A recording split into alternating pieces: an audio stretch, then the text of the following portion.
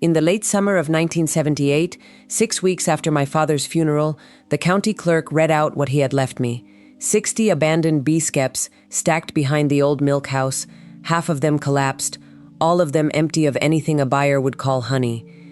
My brother Wade got the house, the tractor, and the 11 cleared acres along the road, and he did not bother to hide his smile when the clerk finished talking. Everyone in that room agreed I had been handed a joke dressed up as an inheritance. It took me 9 days of walking that overgrown lot to understand what he had actually left me. I paid $11 for the county to release the Skeps into my name, mostly so Wade would stop laughing about it at the feed store, and the man behind the counter stamped the paper without looking up, like he was doing me a favor by not charging a processing fee on something worthless. Nobody in Marsh County thought I would last past the first frost out there alone with a dead man's bee boxes.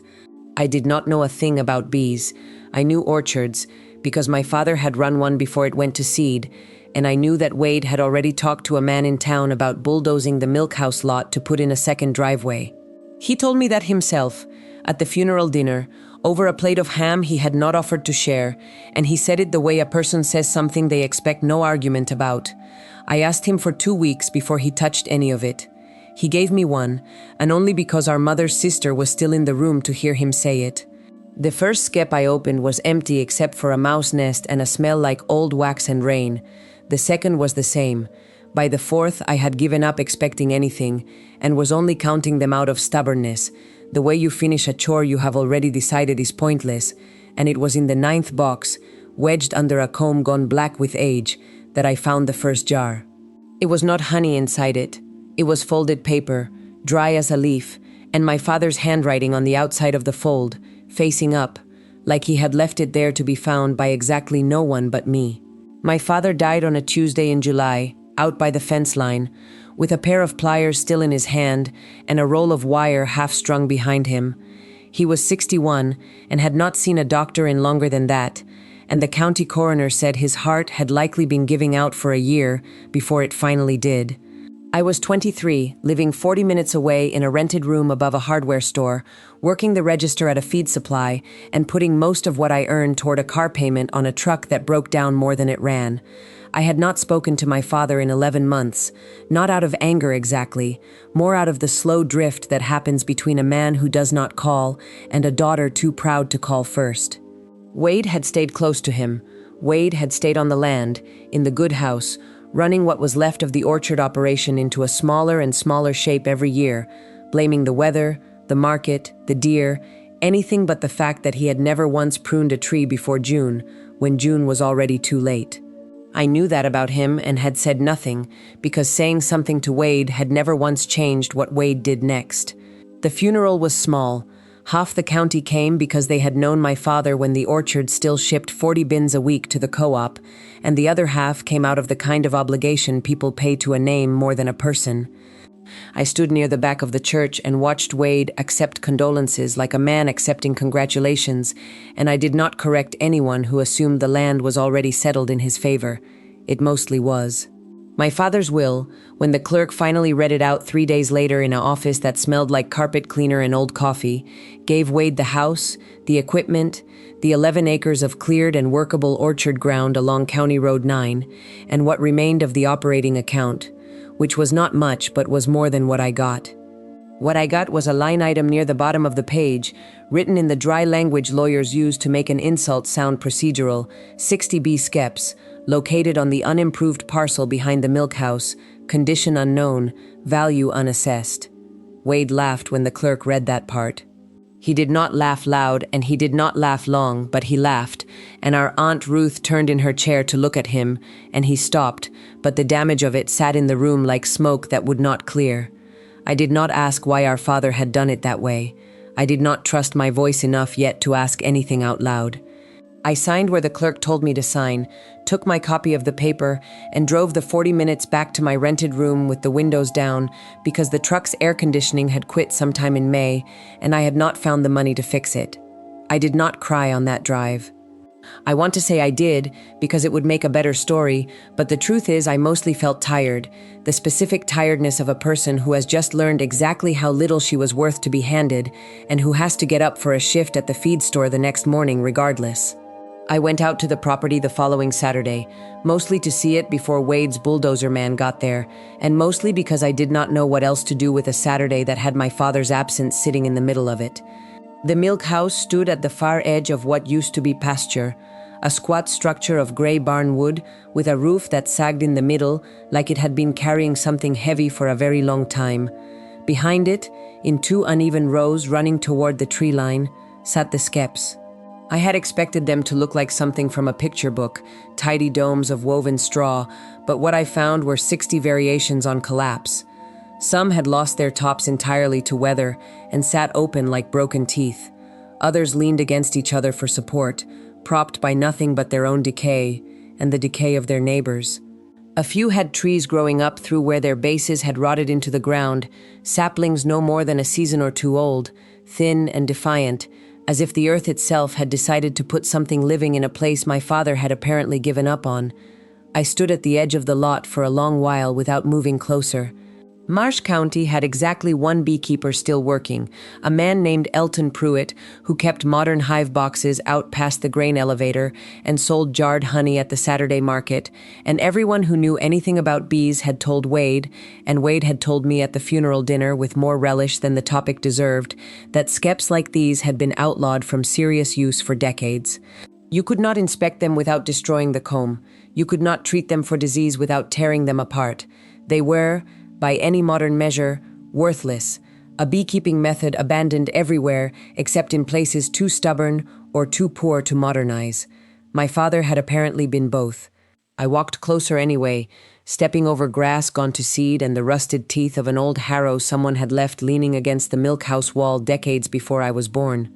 Up close, the Skeps smelled of rain-soaked wood and something sweeter underneath it, faint, like a memory of what these boxes used to hold before whatever had happened here happened. I did not see a single bee, not one, in 60 boxes, on a warm July afternoon when bees should have been everywhere. That absence bothered me more than the collapse did. A dead thing tells you something ended. An empty thing tells you nothing at all, and I stood there a long time trying to decide which one I was looking at.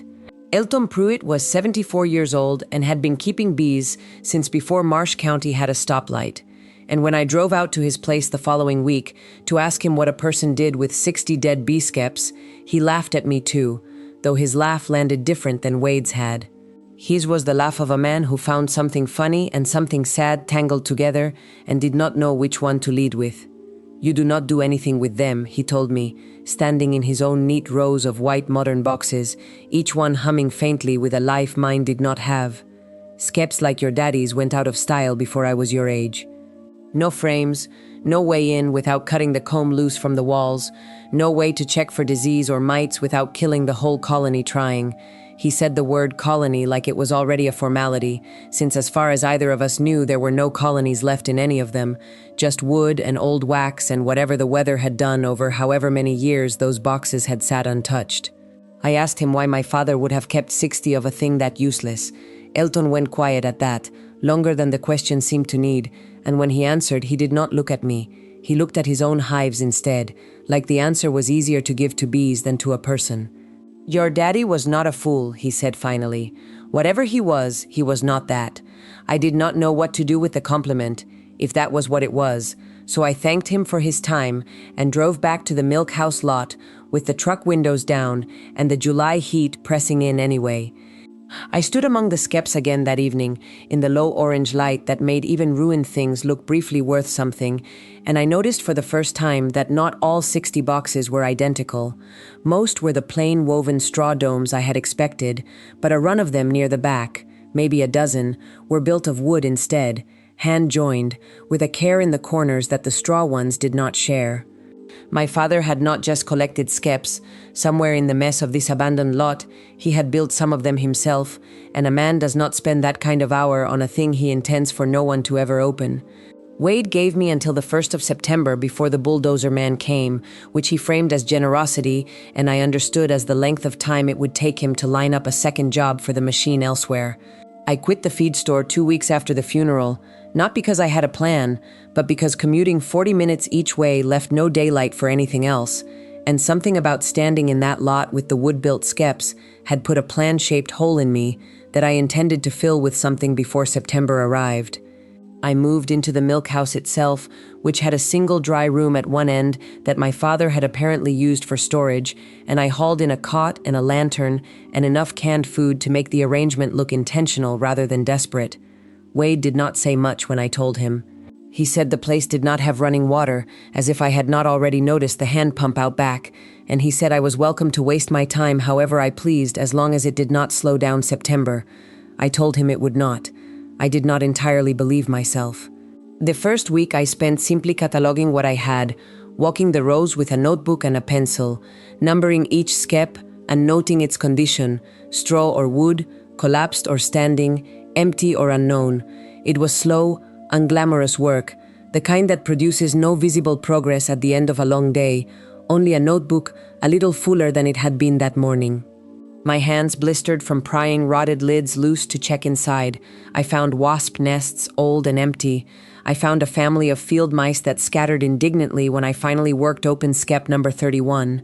I found, more often than I wanted to admit, simply nothing, boxes as hollow and unremarkable as Wade had promised they would be. But I kept numbering, kept noting, kept working through the heat of early August, with a stubbornness that had less to do with hope and more to do with not wanting to hand Wade the satisfaction of being right, before I had at least finished looking. It was on the 9th day, in the 9th box of the wood-built row, that my pencil stopped moving in my hand.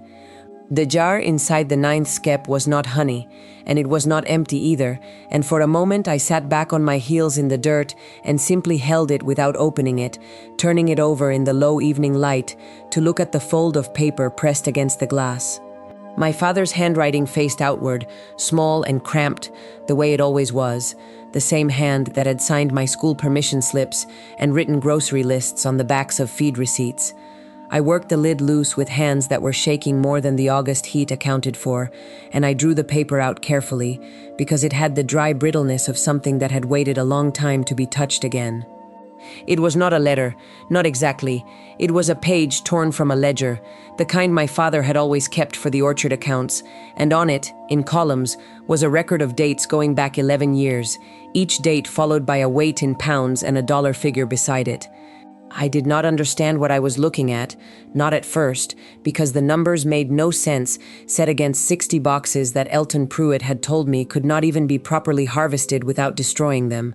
But the dates were consistent, roughly 6 weeks apart, spring through fall, year after year, and the dollar figures beside them were not small. I sat there in the dirt until the light went from orange to gray, reading the same column of numbers over and over, as if repetition might explain them, and it was only when I turned the page over that I found the second line of my father's handwriting, written smaller, near the bottom edge, like an afterthought that was not actually an afterthought at all. It said only this: "The old way still works, if you are patient enough to let it." I did not sleep that night. I lay on the cot in the dry room with the lantern burned down low and the ledger page on my chest, and I thought about Elton Pruitt going quiet when I asked him why my father kept 60 useless boxes, and about the way he had looked at his own hives instead of at me when he finally answered that my father was not a fool. Whatever he was not that. I understood, lying there, that I had been looking at this lot entirely wrong. I had been counting boxes and finding nothing, when what I should have been doing was asking what a patient man does with 11 years and a method everyone else had abandoned. I went back to Elton Pruitt the next morning with the ledger page folded in my shirt pocket and did not show it to him right away. Instead, I asked him a different question, the one I should have asked the first time. I asked him what an old-style skep could actually produce, if it had been maintained properly, if someone had known what they were doing and had done it patiently for years, instead of giving up after one bad season. Elton set down the frame he had been holding and looked at me with an expression I had not seen on him before, something between caution and interest, like a man deciding whether a conversation was worth having. He told me that skeps, done right, by someone who understood them, could actually outproduce modern boxes in certain conditions because the bees built comb in a shape and density that suited them, rather than a shape dictated by a manufactured frame, and because a skep colony left largely undisturbed through the season put its energy into building and foraging instead of recovering from inspection. The catch, he said, the reason nobody did it anymore, was that you could not check on them the easy way. You had to know your colonies by their sound and their weight and the traffic at the entrance. You had to read them the way a person reads weather, and you had to be willing to lose an entire hive's worth of that year's harvest if you misjudged it, because opening a skep to look meant tearing loose comb the bees had spent a season building. It was a method for someone with nowhere else to be and no reason to rush. I asked him, finally, if a man could make real money that way. Elton was quiet again, that same long quiet he had given me before, and then he said that Dale Whitfield, meaning my father, had sold him supers full of comb honey some autumns that Elton himself could not have matched, dense and dark, and full of a flavor that came from the wildflower mix growing along the tree line behind the milk house, flowers that did not grow anywhere else in the county in that particular combination. He said my father had never sold at the Saturday market, had never wanted the attention of it, and instead sold quietly to 2 restaurants 2 counties over that paid a premium for honey they could put a real farm's name behind. I asked him how much. Elton told me a figure that made me sit down on an overturned bucket in his yard without meaning to. I did not tell Wade any of it. I want to be honest about the reasons, because they were not noble ones, not at first. I did not trust him with the information, because I did not trust him with anything, and because some small mean part of me wanted to see how long he would let me keep something before he decided it might be worth taking back. So I said nothing, and I went to work instead, which was the only response I had ever been any good at when a situation felt bigger than my ability to talk my way through it. Elton lent me 2 things that week, an old smoker with a dented bellows and a book, decades out of print, on skep management that his own grandfather had used, its cover long gone and its pages held together with a rubber band that had gone brittle and needed replacing before I even got it back to the milk house. I read it by lantern light every night, and by day I walked the rows with the smoker and a notebook, listening the way Elton had told me to listen, laying my palm flat against the sides of the standing skeps to feel for the faint thrum of activity inside. Most of them gave me nothing, silence and stillness and the confirmation of what I had already suspected, that whatever colonies had once lived there were long gone, dead out over some winter my father had not been well enough to protect them through. But 11 of the wood-built skeps, the ones in the back row, the ones built with that visible care in the joinery, hummed, faint but real, a vibration under my palm that meant something alive was working inside walls I had assumed were only housing mice and old wax. I sat down in the dirt in front of the first one that hummed and put both hands flat against the wood and did not move for a long time, feeling something in my chest loosen that had been tight since the day of the funeral. My father had not left me 60 empty boxes. He had left me 11 living colonies that had survived a year of complete neglect, foraging on wildflowers nobody had planted or tended, building comb in the dark without a single person checking on them, patient in a way that felt, sitting there with my hands against that warm hum of wood, like it might have been a message meant specifically for me. September came, and Wade's bulldozer man came with it, parking his flatbed at the end of our shared driveway on a Tuesday morning with the kind of casual confidence of a man who has been told a job is simple and sees no reason to doubt it. I met him at the gate before he had even climbed down from the cab, and I told him the milk house lot was no longer available to be cleared, that the arrangement with my brother had changed. He looked past me at the rows of skeps, plainly unimpressed, and said he had been told it was just old junk boxes back there. I told him 11 of those junk boxes were active, producing colonies, and that disturbing them without proper handling could get someone badly stung and would certainly destroy something that had taken 11 years to build. He was not a beekeeper and did not particularly care about the 11 years, but he did care about liability, and the word stung seemed to do more work than any argument about inheritance rights would have. He left without clearing anything, and called Wade from his truck before he had even pulled out of the driveway. Wade showed up 40 minutes later, angrier than I had seen him since the funeral, and stood at the edge of the lot with his hands on his hips demanding to know what exactly I thought I was doing, delaying a job he had already paid a deposit toward. Then not raise my voice. I had decided, sometime during those September mornings with my hands against warm hive walls, that I was not going to give him the version of me he expected, the version that argued and cried and eventually backed down the way I always had before. I told him the Skeps were mine, signed over legally, and that what happened to them was no longer his decision to make, deposit, or no deposit. He asked me what I thought I was going to do with 60 rotting bee boxes that even Elton Pruitt had told the whole county were worthless. I told him 11 of them were not rotting, and I did not explain further than that, and I watched something uncertain cross his face for the first time since our father had died, the first small crack in the smile he had worn at the reading of the will, and he left without another word, though not before glancing back at the lot one more time like he was trying to see whatever it was I was seeing and could not quite manage it. Autumn in Marsh County came in slow, the way it always did, the tree line behind the milk house turning by inches rather than all at once, and I spent those weeks doing the unglamorous work that no one thinks to put in a story about inheritance and vindication. I rebuilt the collapsed Skeps that had no colonies left in them, following the pattern of the 11 living ones as closely as I could manage, sanding down salvaged wood by lantern light, and joining corners the way Elton's grandfather's book had diagrammed, my fingers slow and clumsy at first, and then, gradually, less so. I cleared the wildflower strip along the tree line of the invasive brush that had begun choking it out, careful with which plants I pulled and which I left, because Elton had told me the specific mix of blooms there, a stand of wild aster and goldenrod, and something he called bee balm that had gone half feral, was likely the entire reason my father's honey had tasted the way it did. I patched the milk house roof with tin scavenged from a collapsed shed 2 properties over, whose owner sold it to me for $8 and a promise to haul it away myself. I learned to read the 11 living Skeps the way you learn a person's moods, which ones sounded busy and which sounded low, which needed shade cloth against the last hard sun of September, and which needed nothing but to be left entirely alone. There were days that fall when I did not see another human being from sunrise to sunset, when the only sounds were the hum against wood and the wind moving through drying grass, and I found, somewhat to my own surprise, that I did not mind the solitude the way I might have expected to. My father had apparently spent his last years exactly this way, alone in this lot, doing slow work that produced no visible reward for months at a time, and for the first time since his funeral I understood that as something other than sadness.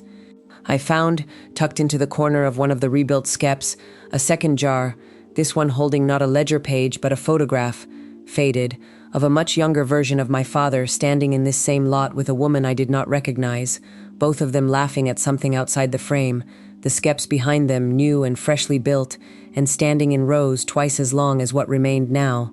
I did not know who the woman was. I did not know, yet, why he had chosen this particular way of leaving things for me to find one piece at a time instead of simply telling me while he was alive, but I had stopped assuming by then that any of it was accidental. I found a third jar in October, this one wedged into a skep I had not gotten to until then because it stood at the very edge of the tree line, half swallowed by brush I had been slowly clearing all season. Inside it was not paper this time, but a small brass key, old and slightly corroded, with no label and no obvious lock in sight anywhere on the property that I had yet found. I turned it over in my palm for a long time, sitting on an overturned bucket in the cooling afternoon, and thought about the ledger page and the photograph, and the line my father had written that had lodged itself somewhere behind my ribs and stayed there. The old way still works, if you are patient enough to let it. I had begun to understand that phrase as something larger than beekeeping, though I could not yet have explained exactly what it meant beyond that. I asked Elton about the key the next time I saw him, describing it in detail, and he shook his head slowly and said he did not recognize it, but that my father had mentioned once, years back, keeping something for safekeeping that he did not trust to a bank, something he had said with a particular weight that Elton had not thought to question at the time, because that was simply how Dale Whitfield spoke about most things. I did not sleep well that night either, turning the key over on the small table beside my cot, listening to the wind move through the wildflower strip outside, and wondering what door in this county, or in this life, it was meant to open. The 11 living colonies had begun preparing for winter by then, sealing propolis into the gaps of their wood-built homes, slowing their traffic at the entrances, doing the quiet defensive work that bees do when they sense the season turning against them. He banked them the way the old book instructed, wrapping the exposed sides in burlap and straw, leaving enough ventilation that they would not suffocate, but enough insulation that they might survive a winter that had, according to Elton, killed off every colony my father kept the year before he died, all except these 11, which had somehow held on through his decline and his absence and the entire slow unraveling of a man too proud to ask his children for help. I did not know yet whether I could keep 11 colonies alive through a Marsh County winter, with nothing but a borrowed book and half a season of learning behind me, but I had stopped being the kind of person, somewhere in that lot between August and October, who let not knowing something stop her from trying it anyway.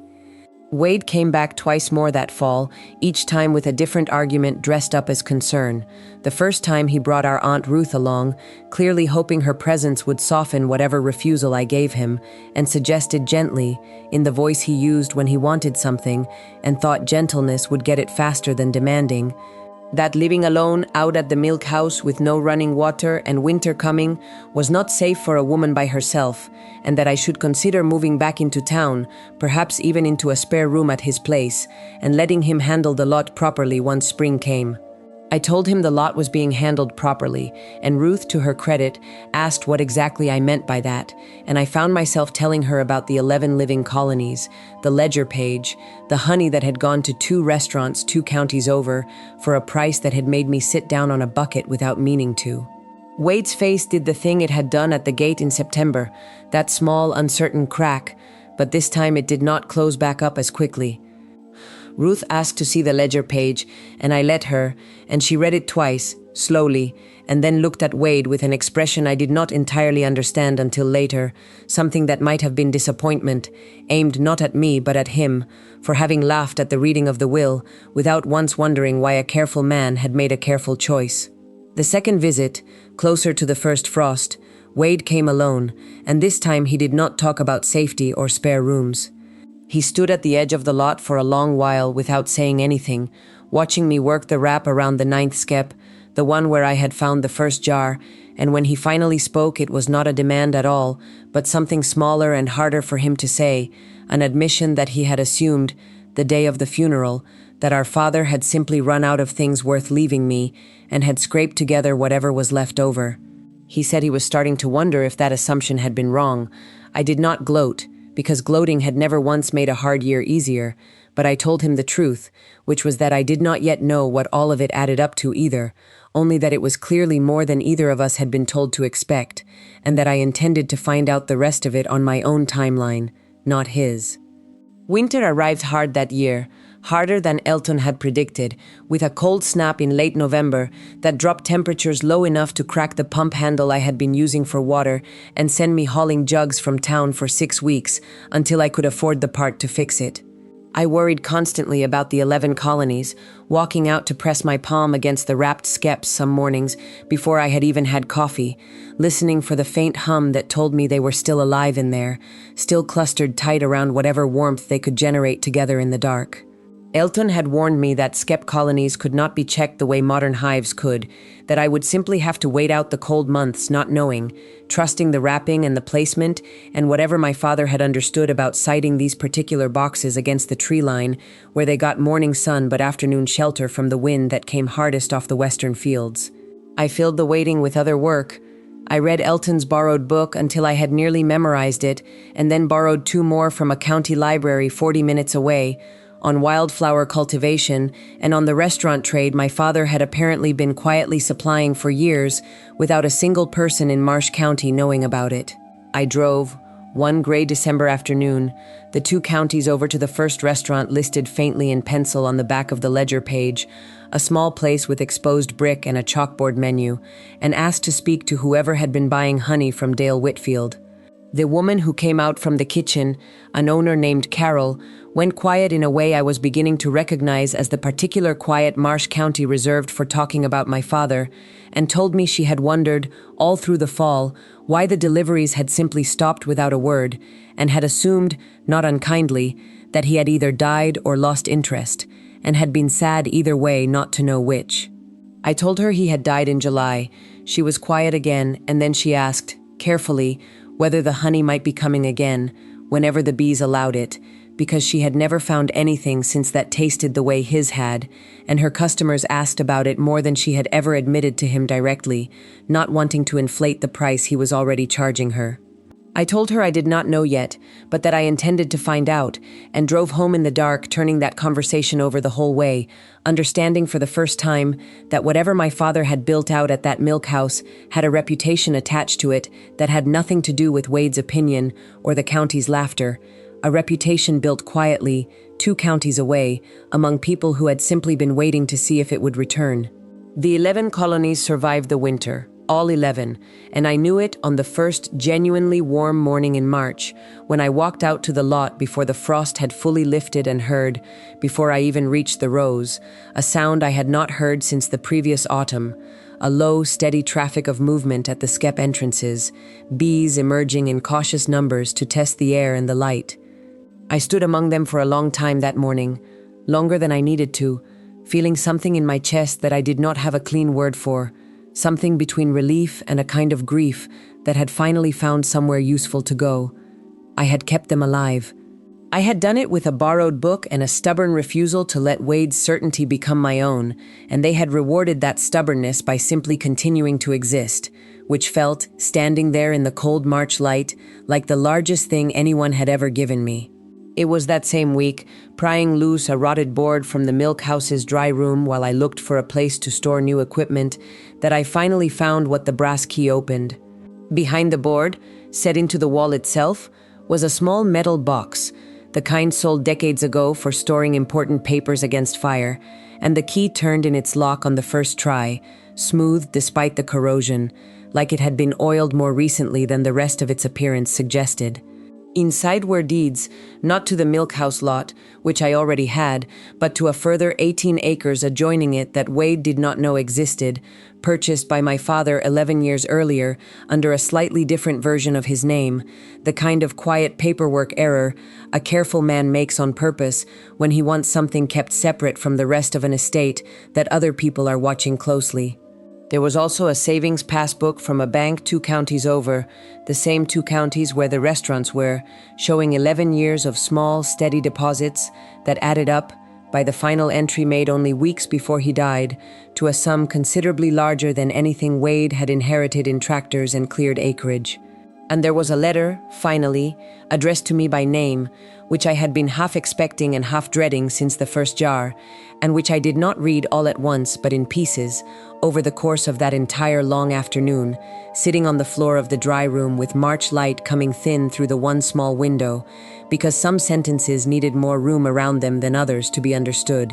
The letter explained, in my father's plain and unpracticed hand, more than I had ever known to ask him while he was alive. He wrote that he had bought the 18 acres and started the savings account the same autumn my mother left, the autumn I was 12 and Wade was 15, and neither of us fully understood why she had gone or where, only that the house had gotten quieter and colder in a way that had nothing to do with the season. He wrote that Wade had needed something solid to hold on to in the years after that, something visible and immediate, and so he had let Wade grow up believing the house and the cleared acres were the whole of what the family had, because Wade needed to believe in something whole. He wrote that I had needed something different, though it had taken him years of watching me to understand what, and that what he had settled on, watching me as a teenager quietly rebuild a broken bicycle rather than ask him for a new one, was that I needed to be trusted with a puzzle rather than handed an answer, that I had always done better work, better thinking, better everything, when I was allowed to find a thing out for myself instead of being told it outright. He wrote that the Skeps had started as an old man's stubborn hobby and become, over 11 patient years, the quiet proof of a theory he had about me, that I would come looking eventually, that I would not simply accept Wade's laughter and drive away, and that if he was wrong about that, if I never came, then the land and the money would simply sit there unclaimed, which he had decided was an acceptable risk to take on a daughter he believed in, more than he had ever managed to say to her face while he was alive to say it. He wrote that the woman in the photograph was not my mother, but an old friend named Alice, who had taught him to keep Skeps the traditional way back before I was born, and that she had died herself some years back, and that keeping her method going, out here at the edge of the property where almost no one bothered to look, had become his way of keeping 2 things alive at once, that the rest of the county had already written off as finished. I sat on that floor until the light went fully gray, reading his handwriting until I could have recited it, understanding for the first time that the mockery I had swallowed at the reading of the will had never been the point of any of it, only the cover a careful man had built around something he wanted found slowly, by exactly one person, in exactly her own time. I did not tell Wade about the 18 acres or the passbook right away, not out of spite this time, but because I needed to sit with the letter myself first, to let it settle into something I could speak about without my voice breaking in the middle of it. When I finally did tell him, in April, standing at the same gate where he had once demanded to know what I thought I was doing, he did not react the way I had braced for. He did not argue that the extra acreage should have come to him, did not question the passbook or ask to see the deed himself. He stood quiet for a long moment, the way Ruth had stood quiet reading the ledger page back in the fall, and then he asked, in a voice smaller than I had heard from him since we were children, why our father had never simply told either of us any of it while he had the chance.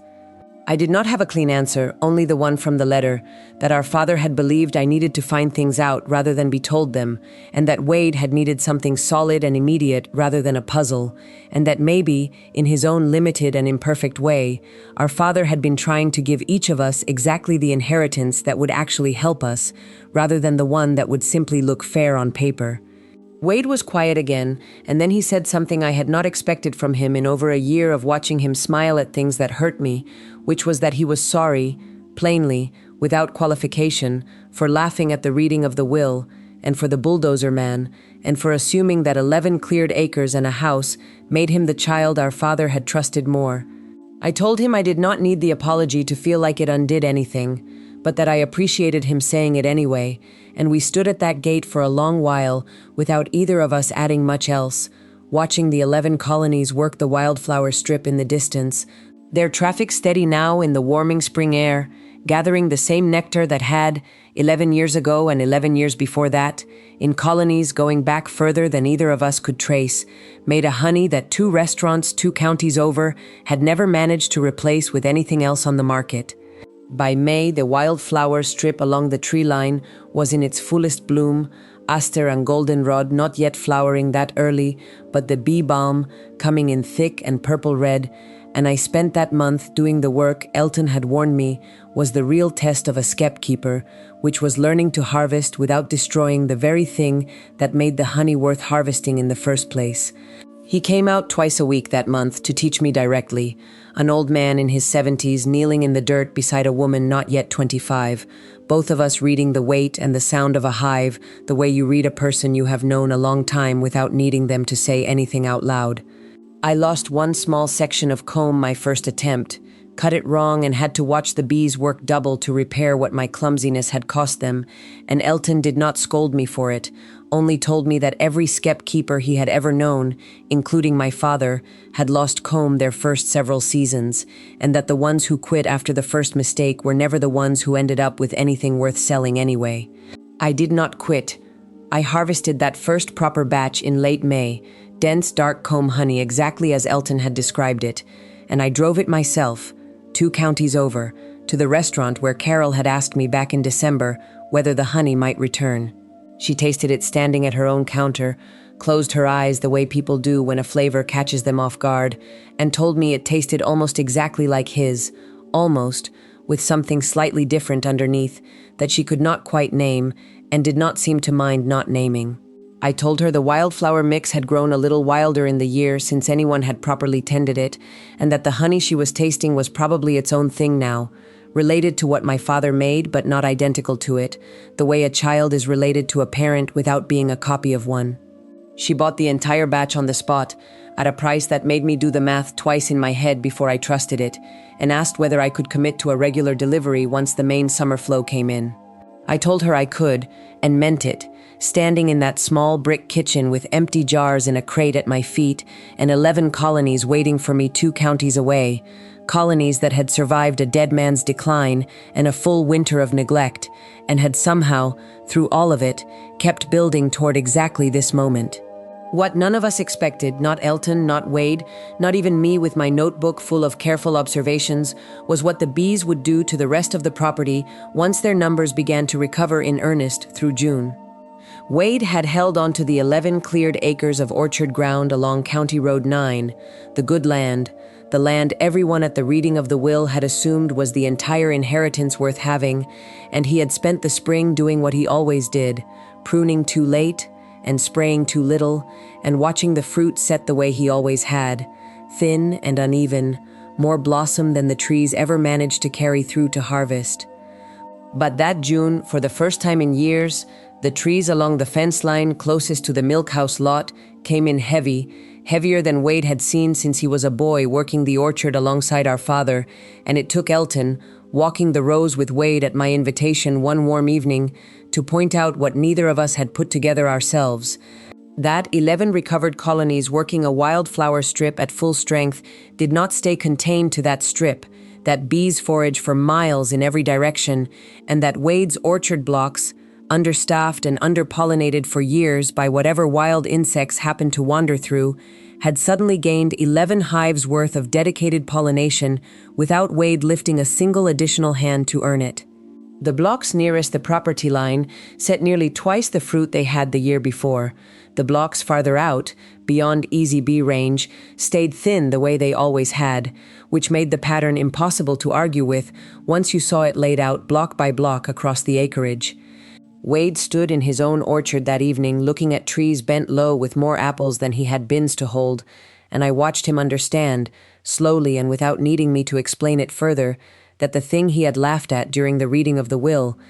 the thing the whole county had agreed was a burden dressed up as a gift, had spent 11 months quietly repairing the one part of his inheritance he had actually valued, without either of them asking it to, simply because that was what a healthy hive did when it was finally given the chance to be one again. Word moved through Marsh County the way word always did, slowly and then all at once, and by the end of that summer the same people who had smiled politely at Wade's joke about my inheritance were finding reasons to drive past the milk house lot, slower than the road required, looking at the rebuilt rows of Skeps and the wildflower strip humming with traffic, and the orchard beyond it bent low with fruit that had no business being that heavy on land everyone had written off as tired. Ruth came out one Sunday afternoon with a pie she had made from apples off Wade's trees and sat with me on the milk house steps eating slices off paper plates, and told me she had always suspected my father knew exactly what he was doing. All those years he sat quietly through Wade's complaints about yield, without once mentioning the Skeps he was keeping just out of sight. I asked her why she had never said anything at the reading of the will, and she admitted, honestly, that she had not known about the 11 colonies specifically, only that she had learned enough about Dale Whitfield over the decades to distrust anyone's certainty that he had left something meaningless behind, including her own certainty in that moment, which she had kept to herself, rather than argue with a room that had already decided what it believed.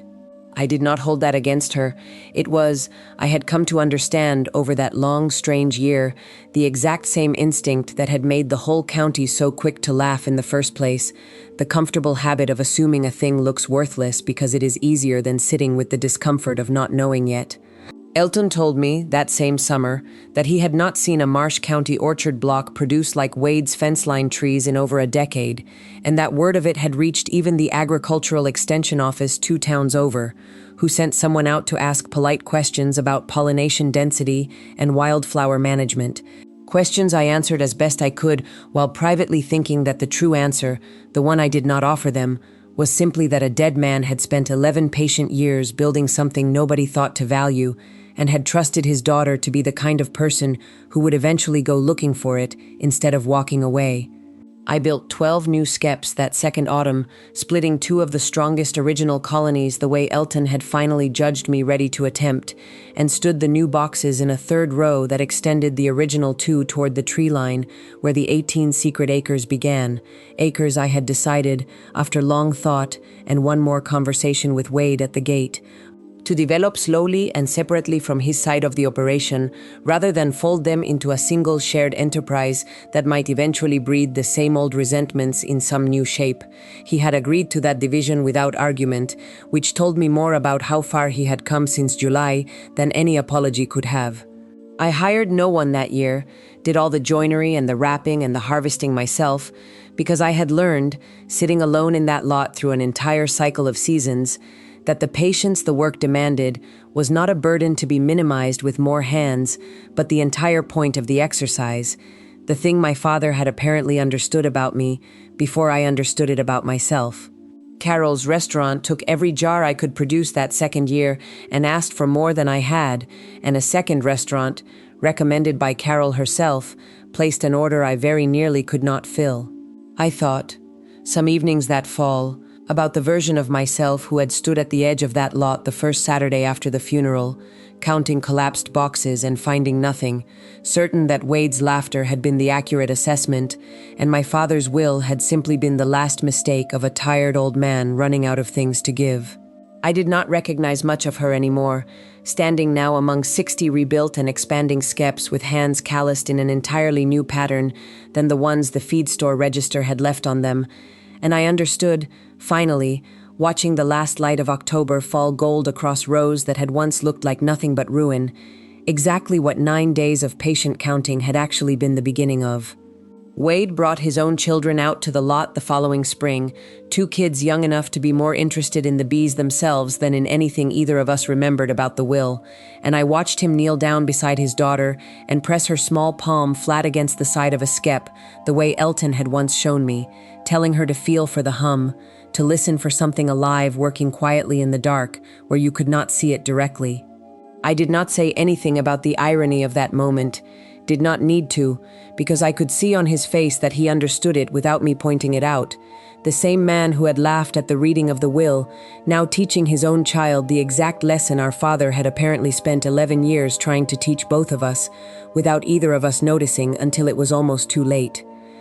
Elton came by less often that second spring, slowed some by age but still sharp enough to notice things I missed, and told me one afternoon, watching the orchard blossom thick and white along the fence line, that he thought Dale Whitfield would have been satisfied, not proud exactly, because he had never been a man given easily to that word, but satisfied in the particular quiet way of a man who plants something he knows he will not live to see fully grown, trusting the ground and the season and whoever comes after him to finish the job properly. I thought about the ledger page still folded carefully in a drawer inside the milk house, the photograph of my father and Alice laughing in a lot that had once stretched twice as long as what remained, the brass key that had opened a box holding 18 acres, and a passbook, and a letter I had by then read so many times I no longer needed to unfold it to hear his voice saying it. I did not need the county to apologize for laughing, and most of them never did directly, though the slowing cars past the lot and the questions from the extension office said enough on their own. What I kept, instead, standing in that same spot where I had once counted 60 empty boxes and found nothing but mice and old wax, was the simple fact of the work itself, the seasons of it, the patience it had asked of me and the patience it had apparently always been asking of my father too, long before I arrived to understand what he had been quietly building toward the whole time.